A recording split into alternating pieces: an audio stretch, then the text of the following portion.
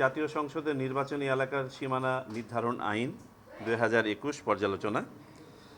বর্তমানে যে আইনটি আছে এই আইনে দুটো বিষয় এখানে সমস্যার সৃষ্টি করছে। একটি হচ্ছে বর্তমানে মূলত জনসংখ্যাকে গুরুত্ব দিয়ে এই সীমানা নির্ধারণের বিষয়টিকে নির্ধারণ করা হয়েছে।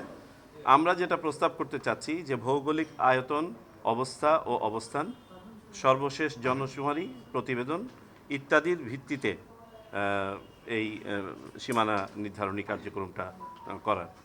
এখানে উল্লেখ্য যে আমাদের বাংলাদেশের জনসাধারণের শহরমুখী মুভমেন্টের প্রবণতা আছে।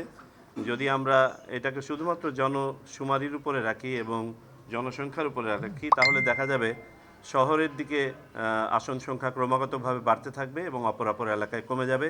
সেটা রিপ্রেজেন্টেশনাল হবে না বলেই কমিশন মনে করে।